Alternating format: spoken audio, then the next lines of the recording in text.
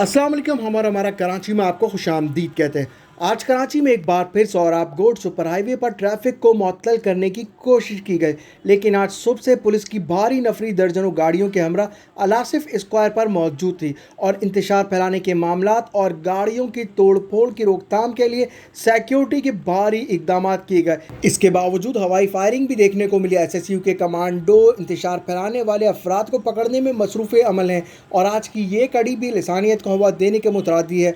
और कराची में इस वक्त लसानियत की बुनियाद पर तसादुम जारी हैं, जिसको दोनों ही ज़बान बोलने वालों के लीडरान बातचीत से मसाइल को हल करा सकते हैं और इस पर मज़ीद हवा लगने से पहले ही मामलात को अफ़ाम व तफ़हीम के साथ तय किया जाना चाहिए, जिससे पूरे मुल्क का अमन सुकून बहाल रह पाएगा और ना ही शहरियों की जान व माल का नुकसान होगा। साथ ही बताते चले कि मगरिब के फायरिंग की वजह से सुपर हाईवे से आने वाले ट्रैफिक से ही गाड़ियाँ जाने लगी और कुछ गाड़ियाँ अब्बू अल हसन अस्फ़हानी रोड से डाइवर्ट हो गई और अब ये मनाजिर 8 बजे के हैं जब सूरत हाल थोड़ी नॉर्मल हुई और इस वक्त बिल्कुल सन्नाटा बरपा है। आसिफ स्क्वायर पर ट्रैफिक जो कि उमूमन जाम होता है या ज़्यादा होता है बिल्कुल क्लियर है इस वक्त और दुकानें बंद हैं और इस सूरत हाल की वजह से कारोबारी हजरात को कारोबार बंद करके मुश्किलात का सामना करना पड़ता है। यकीनन हम सब यही चाहेंगे कि मुल्क के हालात अमन व सलामती की तरफ जाएं। इसी के साथ इजाज़त चाहेंगे, मिलते हैं अगली वीडियो में। चैनल पर नए तो सब्सक्राइब करना नहीं भूलिएगा और फॉलो करें हमारे फेसबुक पेज हम और हमारा कराची को। अस्सलाम वालेकुम।